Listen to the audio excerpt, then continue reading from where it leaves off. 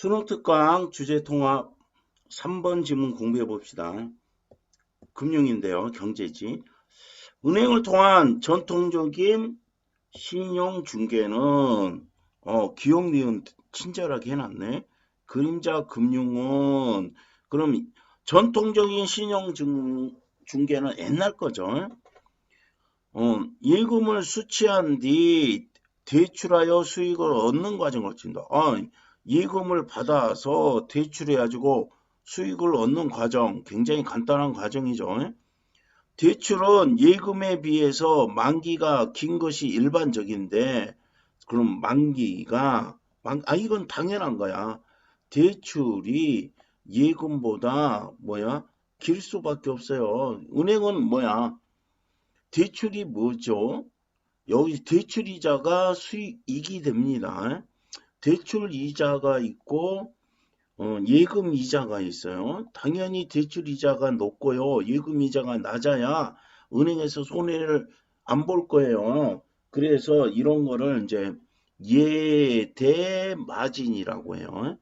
예금과 대출 이자의 차이에서 오는 이익, 이거를 예대마진, 이런 용어가 있다. 이것까지 알면은 될 거예요. 당연히 만기가 길고요. 이자는 높을 거예요. 단기에 비해 장기의 경우는 신용 및 유동성 리스크가 높기 때문에 이거는 리스크가요. 위험도가 당연히 높죠. 기간이 길수록 어떤 사정 변동이 많이 생길 수가 있잖아요. 그래서 장기 금리가 단기에 비해서 상대적으로 높게 측정이 된다. 이것도 이해하면 됩니다. 장기 금리가 단기 금리에 비해서 높게 측정될 수밖에 없죠. 금리가. 왜요?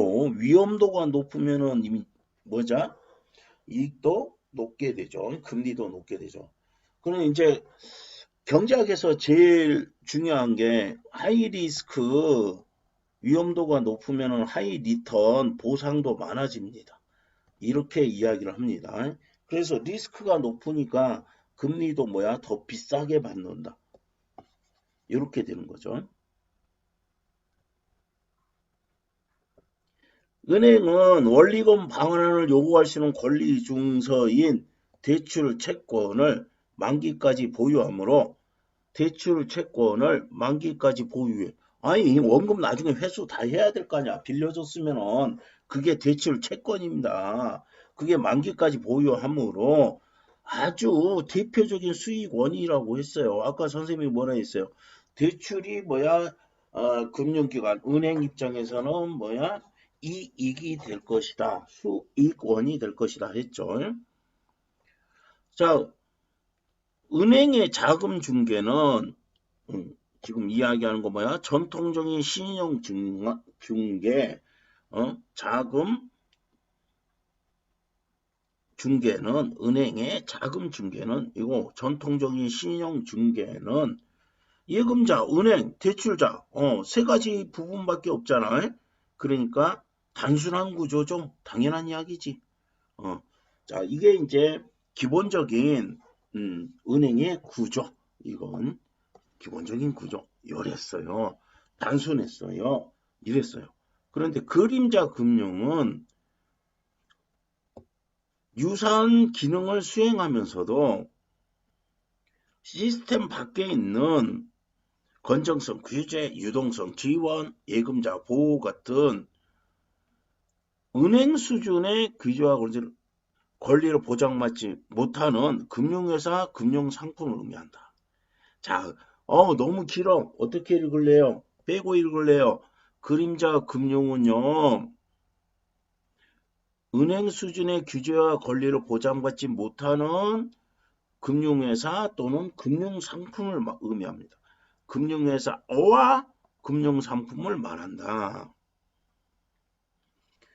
그러면 여기에는 어디에는 그림자 금융에는 뭐가 포함된다? 증권사, 보험사, 카드사, 비은행 금융회사, 그 다음에 펀드, 신탁, 각종 펀드, 신탁, 자산, 유동화, 증권 등의 금융 상품이 포함이 된다.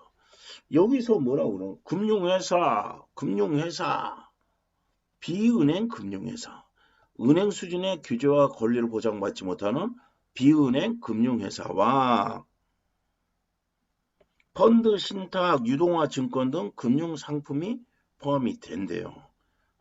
이제 정리해 봅시다. 그림자 금융이라는 거는 뭐다? 유사한 기능은 해요. 그러나 뭐를 못해요? 은행 수준의 규제와 또 권리를 보장받지 못하는 금융회사나 금융 상품이 그림자 금융이라고 했어요. 그러면 금융회사 뭐가 있어? 은행이 아닌 증권사, 보험사, 카드사. 그 다음 금융상품에는 뭐가 있어요?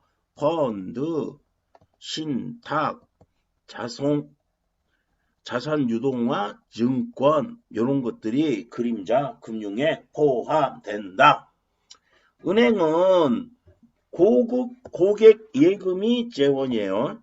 자, 이거 차이점 알아야 되니까 은행은 고객 예금이 재원으로 대출하는데 그림자 금융은 요거는 동그라미 쳤으니까 요거는 세모합시다. 채권을 매각하여 재원을 마련하면서 중개 과정이 은행과 반대로 진행이 된다. 자, 됐습니까? 차이점.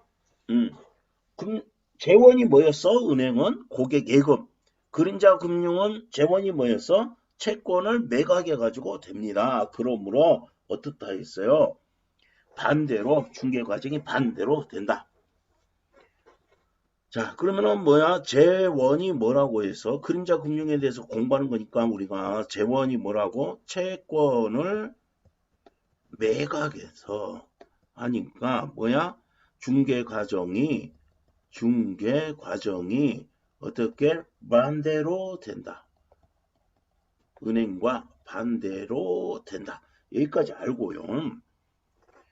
대출 채권을 매입하는 거는 자, 이제 채권에 대한 이야기입니다. 채권을 매입하는 주체를 콘딧이라고 한대요. 콘딧이라고 한다. 콘딧은 이 관이라는 의미다. A는 요거이다. 설명 방법 정의, 개념과 뜻을 설명해 주는 거. 돈이 흘러다니는 관이라는 거예요. 콘딧은 돈이 흘러다니는 관.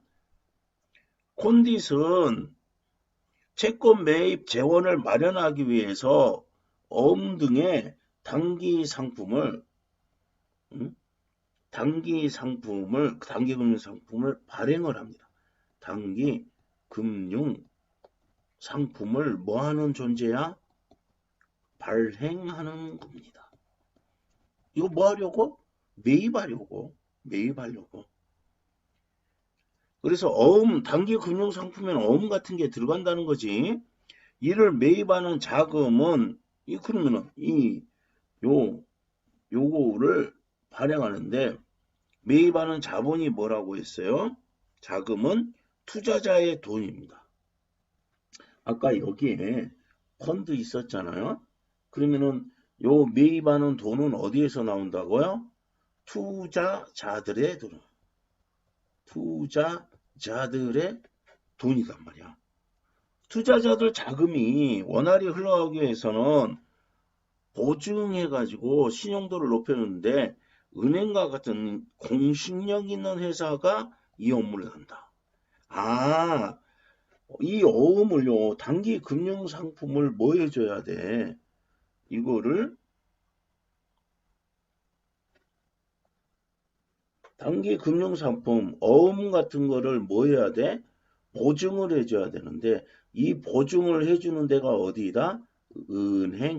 은행과 같은 금융 회사다 그러는데 그냥 은행 이래버리세요. 콘딧은 대출 채권을 묶어서 자, 채권을 뭐야? 매입한다고 했죠. 채권을 묶어서 자산 포트폴리오를 구성한 뒤 여기서 발생하는 현금 흐름을 기초로 하여 신종 증권을 발행하여 자, 그러면은 이 콘딧은 뭐 합니까? 첫 번째, 구성하죠. 그 다음에 발행하죠. 매각하죠. 구성하죠. 발행하죠. 매각하죠. 뭐 중심으로 이루었어? 서술어 중심. 구성하는 거 뭐야? 포트폴리오를 구성해 가지고요. 뭐를 발행해요? 신종 증권을 발행해서 요 신종 증권을 누구한테? 투자자에게 매각하여 매입할 재원을 마련한다. 맞아요. 이렇게 읽어보면 되게 좀 쉬워질 거야. 제발 이렇게 좀 읽어주세요. 이처럼 그림자 금융에서는 만기까지 보유하기보다 단기 증권으로 만들어 만기까지 보유 안 해요. 단지 증권을 만들어 내다 파는 뭐를 통해? 증권화를 통해 여기서 뭐야? 신종증권 증권화를 통해서 다수의 금융회사들이 중개사슬을 만들게 되므로 길고 복잡한 과정, 전통적인 앞에서 이야기했던 것보다 길고 복잡한 과정을 거쳐 자금이 뭐가 되고 있어요? 중개되고 있어요. 자, 그러면은 지금 어떤 이야기가 있었어요? 장기 만기까지 보유 안 해요. 대출 채권을 만기까지 보유 안 하고 뭐예요? 단기 증권으로 만들어요. 단기 증권으로 만들어 가지고 세상에 내다 파는 거를 뭐야? 증권화라고 합니다. 증권화라고 해서 당연히 좀 다르다. 길고 복잡하다. 자, 여기서 중요한 거 한번 봅시다. 재원을 뭐야? 채권 매각을 통해서 이루는데요. 중개 과정이 그러니까 은행과 반대로 이루어지고요. 그럼 채권을 매입해야 되는데 이 자금은 어떻게 하느냐? 그러면은 뭐야? 단기 금융 상품을 뭐야? 발행해 가지고 한대요. 근데 이 단기 금융 상품은 어음 같은 게 있는데 보증은 누가 해줘야 된다? 은행이 해줘야 됩니다. 그래서 포트폴리오를 구성해 가지고요. 증권회사를 발행해 가지고 이 증권을 매각해 가지고 뭐야? 자금을 마련한다. 이렇게 되겠죠. 신종증권이 자 뭐죠? 신종증권 여기에 있는 말이 나옵니다. 신종증권이 신뢰할 만한가는 뭐야? 대출 건전성 여부에 달려있다. 대출이 뭐야? 원금 회수가 잘 회수가 될 만한 거냐? 회수가 되기 어렵느냐? 원리금을 제때 갚지 못하면 뭐야? 불량 채권이 되는 거지? 그러면은 부실해지지? 그래서 이제 위험하잖아. 이럴 때는 뭐가 중요하다고? 대출의 건전성. 그러면 뭐냐? 부실해지면은 안 좋은 거잖아요. 건전하지 않잖아. 이렇게 됩니다. 하지만 투자자로서는 알 수가 없어서 신용 위험이 높게 평가되므로 투자자가 몰라요. 모르는 건 나 투자 안 해. 위험하니까. 그래서 신용도를 뭐야? 보강할 필요가 있다. 그래서 콘딧은 어떤 방법을 쓴다? 트렌칭이라는 기법을 쓴다. 자, 요것이 뭐야? 요것의 신용도를 여기로 씁시다. 이렇게 신용증권에 뭐야 투자자로서는 신정주권이 어떤 대출하고 관련이 있는지 모른단 말이야. 그래서 신용도를 위험도가 높으니까 모르는 건 위험한 거예요. 경제에서. 그럼 신용도를 보강하는 방법이 누가? 콘디시. 보강하는 방법은 뭐야? 트렌칭이라는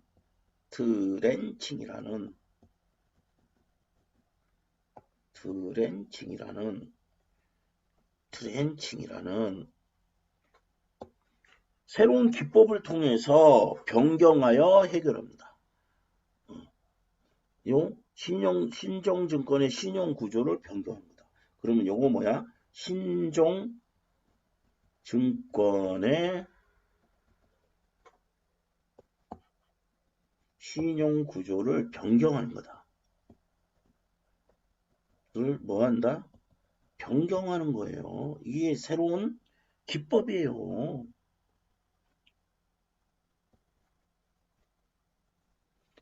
트렌칭은 신종증권을 신용도별로 조각하여 판매한다. 조각 내어 판매하는 기법이다.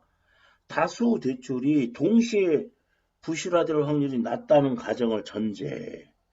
그러면 대출이 여러 건 있는데 그게 한꺼번에 다 부실화되기는 어렵다. 이런 이야기지.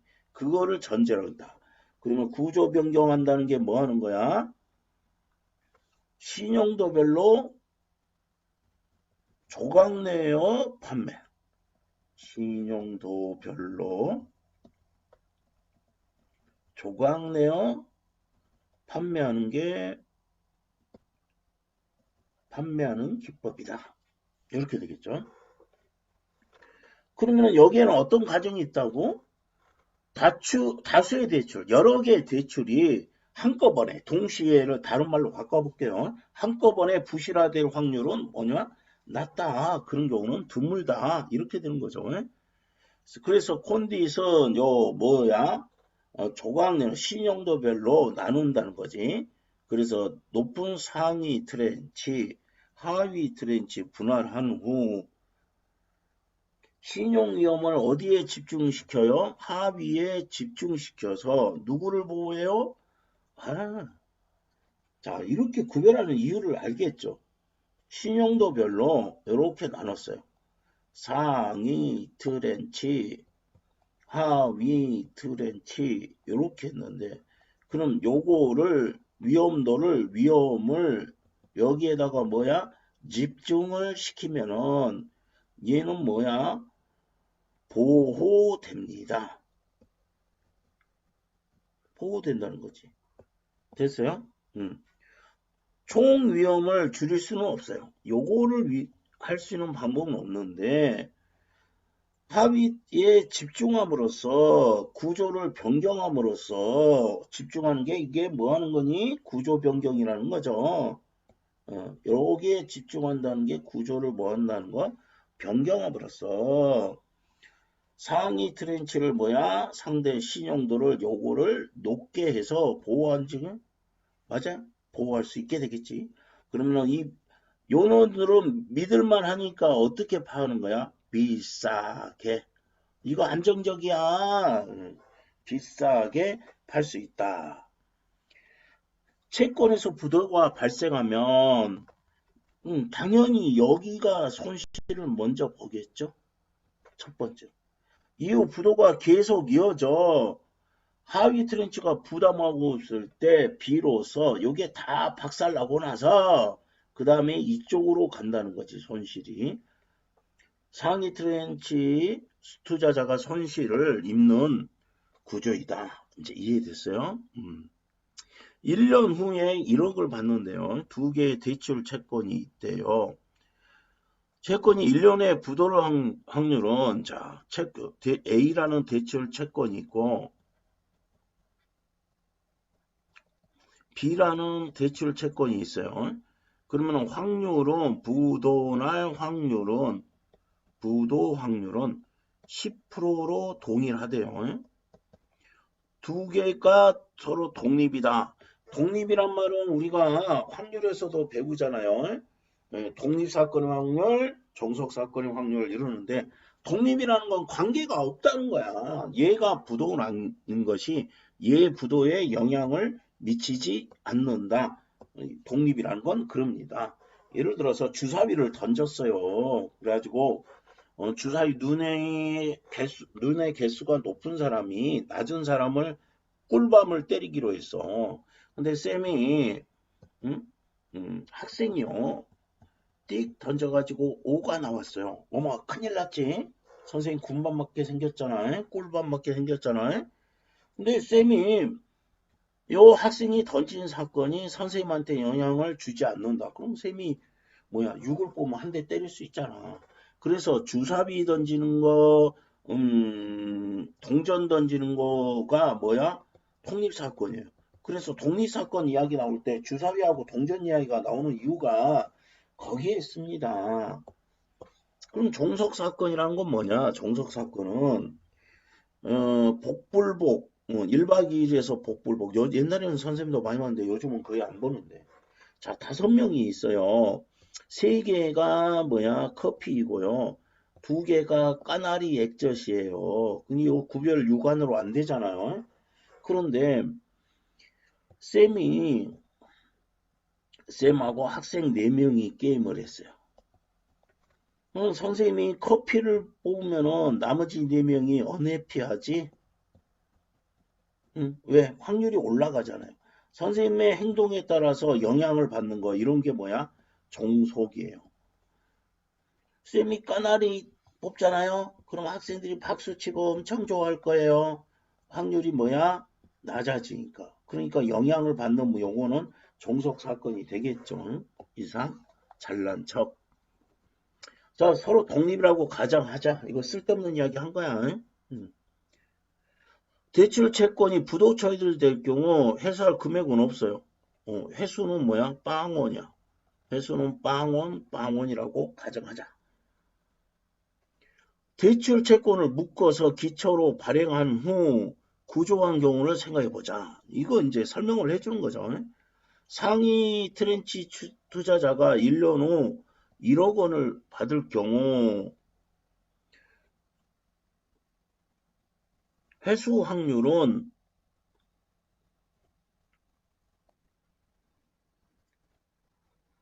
1억 원을 받는다는 건 뭐냐면 회수 확률은 1억 원 이상이 되니까 동시에 부도나기만 않으면 1억 원을 확실히 받는다니까.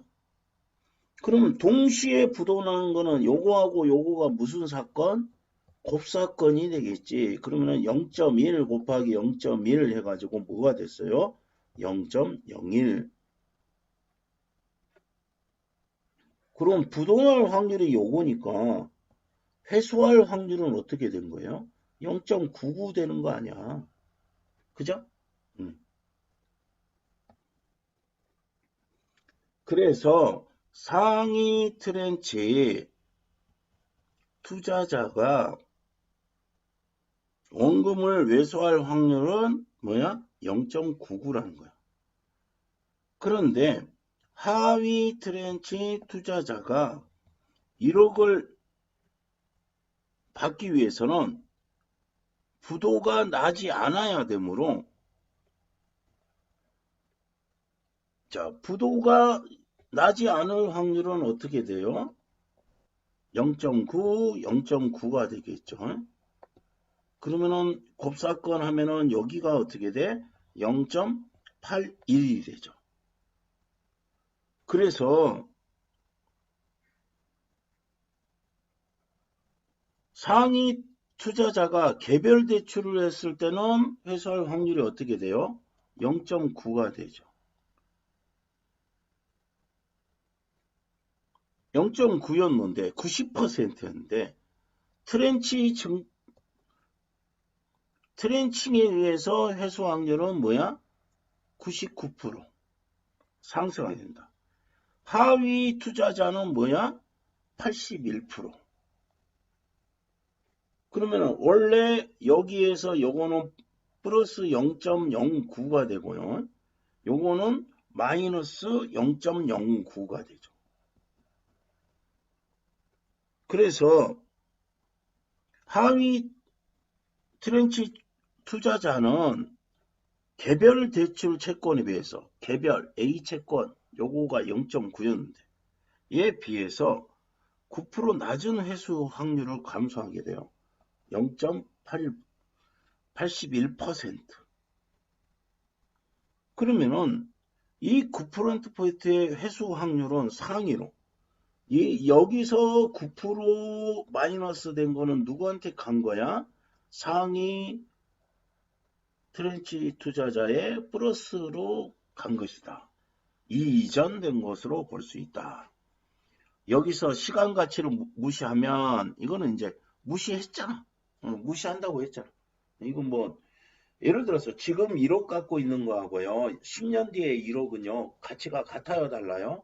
다릅니다. 그래서 지금 그 이야기인데 그거 무시한다고 했잖아. 그럼 상위 트렌치 가격은 어쩌죠? 상위 트렌치 가격은 어떻게 돼요? 0.99 곱하기 1억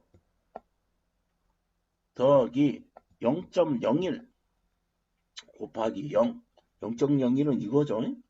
여기가 0.81이면 여기는 0.19가 되겠죠. 그래서 이거 뭐가 됩니다? 0.99억 원이 되고 하위 트렌치 가격은 0.81 곱하기 1억 더하기 0.19 곱하기 0 해서 0.81억의 거래가 된다. 자, 거래 가격은 어떻게 돼요? 상위 가격은 안전하니까 비싸게. 맞아요. 9억 9천이겠지? 하위 트렌치 가격은 뭐야? 8,100만 원이겠지? 9,900만 원, 8,900만 원. 그래서 얘가 어떻다 해서 앞에서 비싸게 판매가 된다 했죠. 뭐하게? 비싸게. 이렇게 되겠지. 트렌칭 기법은 회수 확률이 90%에 불과한 대출 채권, 90%에 가까운 대출 채권은 위험이 높다고 판단하여 참여하지 않던 투자자들에게 낮은 신용 위험을 가진 채권을 제공했어요. 요거를 제공함으로써 투자 유인을 제공했고요. 높였어요. 유인은 제공했고요. 유동성을 높이는 어떤 기법이다? 혁신적인 기법으로 받아졌다. 그러면 이제 여기 요 계산하는 거 할 줄 알아야지.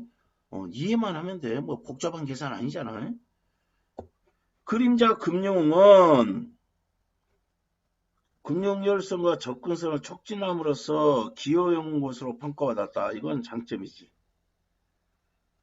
위험 총량 없애는 거 아니라 했어요. 앞에서도 나온 단어예요. 이거 아니라고 했어. 위험 구조를 뭐 했다고 했어? 변경했다고 했어. 위험 구조를 뭐 했다 했어? 변경했다고 했어. 변경. 이것도 다시 보여줄게요. 뭐야? 위험도의 총량을 준 거 아니에요.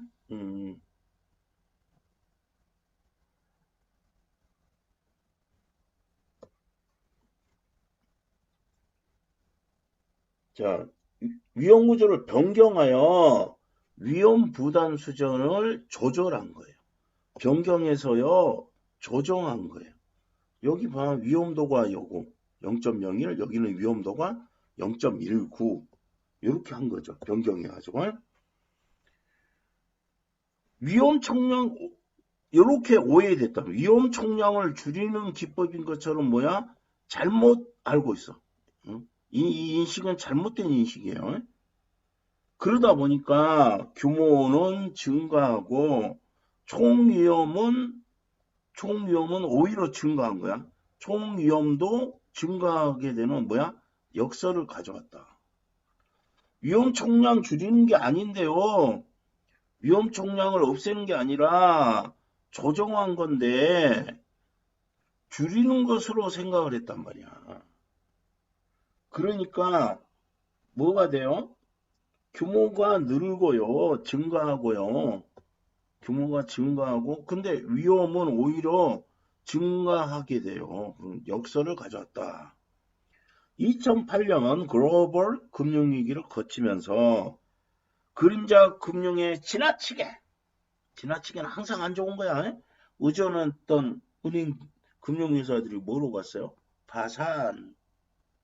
그림자 금융위기 확산의 주요 경로로 지목이 됐어. 너 나쁜 놈 지목이 되면서 위험 요인을 재평가해야 되는 목소리가 높아졌다.